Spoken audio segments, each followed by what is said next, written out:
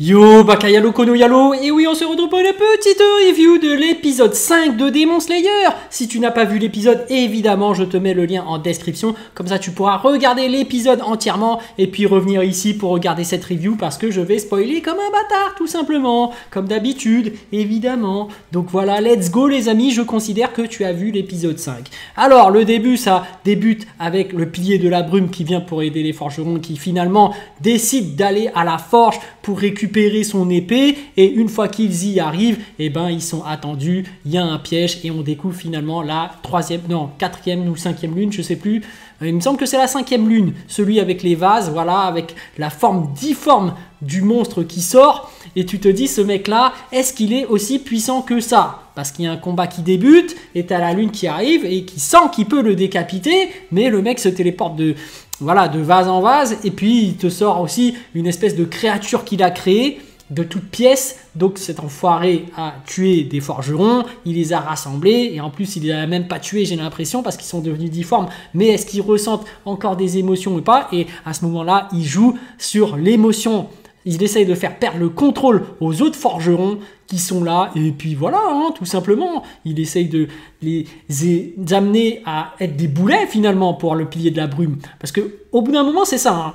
À un moment donné, ils envoient des pics à partir de poissons qu'il a créés, parce que lui, sa capacité, on dirait qu'il est capable de créer des poissons, des espèces de poissons qui font du bruit en plus, tu sais, un peu comme les Murlocs dans Warcraft là, je sais pas le faire, mais c'est marrant je trouve ce bruit. Enfin moi je sais pas pourquoi j'ai pensé aux Murlocs, tu vois, à ces espèces de poissons grenouilles qui font des bruits bizarres, mais bref, là t'as des espèces de poissons, et il en crée deux à un moment donné qui envoient des pics. Ça rappelle un peu la scène de Naruto où t'as Sasuke qui arrive au tout début contre Haku et qui sacrifie pour Naruto en se prenant tous les pics. Bah là c'est pareil, le pilier de la brume il arrive, il se sacrifie, il se met en face, sauf qu'il est voilà, il se prend les pics, mais on dirait que ça n'a pas tant que ça affecté. Mais après on t'apprend que en fait ces pics sont empoisonnés.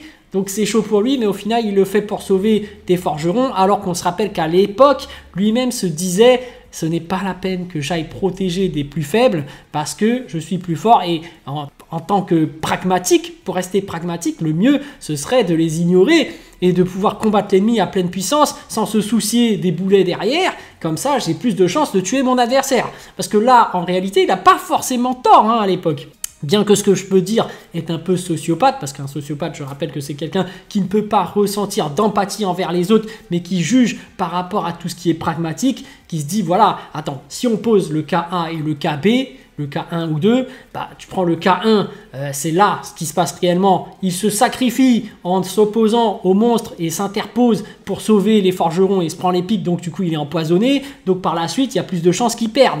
Alors que s'il s'en battait les couilles, bah du coup il aurait ignoré les personnes, il se serait pris les pics et là il serait pas empoisonné, il serait encore en pleine capacité de ses moyens et donc il aurait plus de chances de tuer le pilier. Tu vois, si je reste pragmatique, si je reste sociopathe, je pourrais me dire ça. Mais bon, il faut bien sauver les gens quand même, ça se fait pas de voir des gens se faire tuer devant soi. Mais d'un autre côté, si jamais il meurt en tant que pilier qui aurait sauvé beaucoup plus de vies et qui aurait tué plus de démons, eh ben, est-ce que finalement, il n'aurait pas pu être efficace qu'il les laisse crever? Gros débat que je pose là, évidemment, mais il n'y a pas vraiment de réelle réponse. Moi, je pense que si tu restes humain sur le fait, tu vois des gens en train de souffrir, bah, tu vas pour les sauver, évidemment. Donc là, c'est ce qu'il fait, mais on se rappelle que voilà, le mec n'était pas totalement dans cette mentalité-là, mais qu'il a changé depuis qu'il a vu Tanjiro. Alors, est-ce que par la suite, ça va lui donner un petit power-up? Effectivement, parce qu'on sent que les paroles de Tanjiro résonnent dans sa tête. Et on voit également aussi que après qu'il a été insulté par le monstre, là, qui disait que tu étais un bon à rien et tout, il commence à récupérer peu à peu sa mémoire. Et ça, c'est intéressant, les amis, parce que peut-être que dans son passé, il était quelqu'un... Et peut-être qu'il va retrouver une certaine puissance derrière. Parce que là, on sent qu'il se fait quand même un peu dominer. Bien que il ne combat pas vraiment à pleine puissance. Mais quoique, on dirait qu'il a pleine puissance. Mais je sais pas trop en fait quand t'es pilier ou pas. Parce qu'au final, à part les souffles qu'ils utilisent, bah on sait pas trop hein, comment ils peuvent s'en sortir. Parce que là, finalement, il s'est fait avoir en plus sur la fin. Il s'est pris une prison aqueuse. Un peu comme dans Naruto, Zabuza qui faisait sa prison aqueuse sur Kakashi, hop, il est enfermé. J'ai l'impression que scénaristiquement, ce à quoi il veut s'attendre, c'est que les forgerons finalement viennent en aide à cette personne, mais carrément pas pour tuer le démon, mais pour le libérer de cette prison aqueuse. D'ailleurs, la prison aqueuse, tu vois bien que l'épée, il n'arrive pas à piquer dessus. C'est un peu bizarre de comment tu vas faire pour pouvoir sortir de là. Bref, peut-être l'arrivée d'un autre pilier, celle qui est de l'amour. Parce que là, justement, il y a elle, pendant ce temps-là, qui est dans le village contre tous les murlocs, là, tous les poissons qui essayent de dévorer les forgerons dans la ville. Et finalement, tu te rends compte qu'elle est super balèze. Elle coupe tout le monde à une vitesse incroyable. Et puis, c'est à ce moment-là qu'elle dit, voilà, souffle de l'amour. Tac, elle enchaîne ses coups. Et c'est incroyable comment elle est forte. Et c'est là aussi qu'il faut se dire, oui, j'avais raison, je pense. Quand je dis que le caractère de la personne, sa personnalité du pilier, correspond à l'élément dans lequel il est le pilier. C'est-à-dire que là, tu avais le pilier de la brume qui reste vaste, qui ne laisse aucune émotion transparaître. Ça te rappelle la brume, ce côté calme, brume où tu ne vois pas ce qu'il ressent vraiment.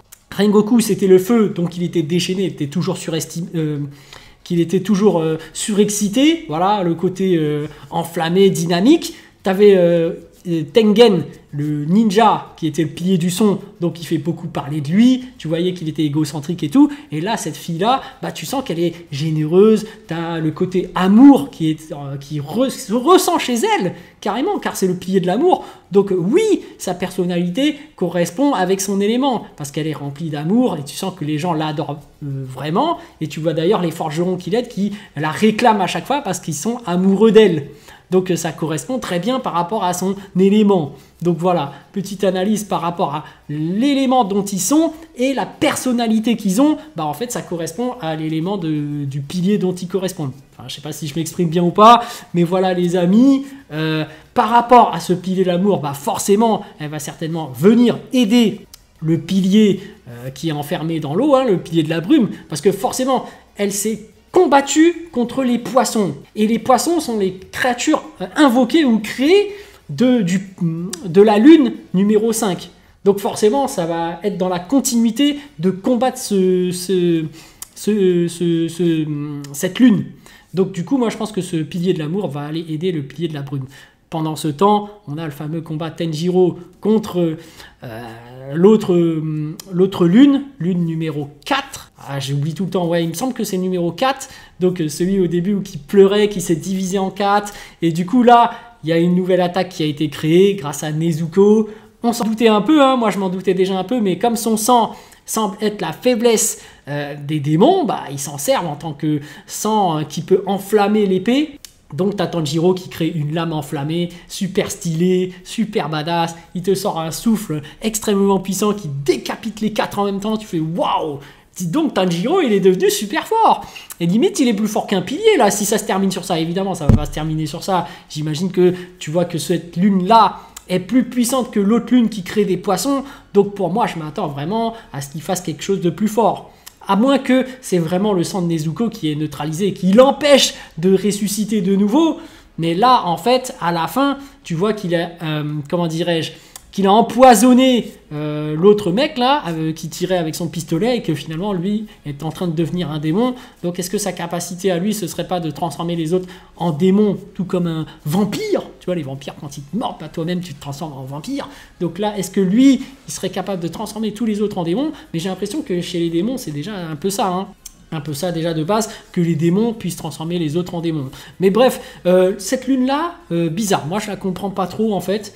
Ses capacités ont l'air de dépendre de je ne sais quoi. Mais moi, je pensais que dès qu'ils étaient divisés en 4, ce serait terminé. Et que, tu vois, en gros, ce sont les 4 éléments. Ces capacités, ce sont les 4 éléments élémentaires. Donc, l'éclair, la terre, le vent et tout. Et que ça se terminerait là. Là, apparemment, non.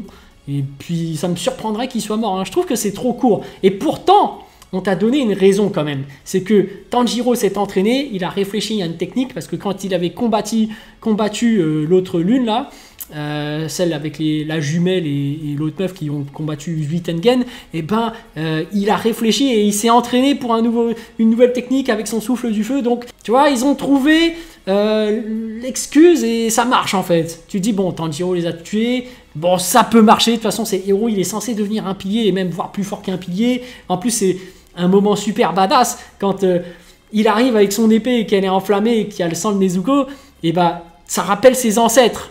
Et à ce moment-là, quand il te parle des gènes de leur big boss Muzan ou Busan, je sais plus comment il s'appelle. Bref, ces cellules ont transmis la peur qu'ils avaient lorsqu'ils avaient combattu cet ancêtre. J'ai fait waouh, ça c'est trop stylé. Ils avaient déjà fait ce phénomène avant, quand les gènes te transmettent à travers le sang de Busan la peur. À chaque fois, les démons qui sont là et qui flippent devant un phénomène comme ça, les gens, moi je trouve ça trop fort.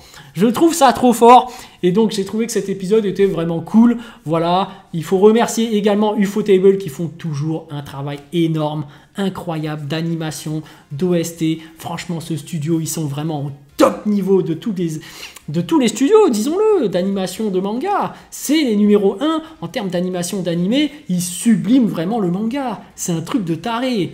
Bref, pour moi, c'est vraiment une masterclass, comme d'habitude. Il faut le souligner. Mais le problème aussi, c'est qu'on commence à s'habituer à cette qualité d'animation. Mais il faut quand même le souligner à chaque fois. C'est vraiment un travail minutieux, impressionnant, important, incroyable. J'ai envie de dire merci à Ufotable parce que vous êtes vraiment les meilleurs pour moi, c'est tout. Hein. Même si derrière il y a de très bons d'autres studios, hein. Je critique pas les autres.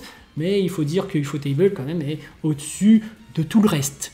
Enfin bref, c'est tout ce que j'avais à dire à propos de cet épisode. Donc sur ce, je vous dis donc à plus dans le bus, ou plutôt à plus tard dans le car, ou plutôt à bientôt dans le bateau.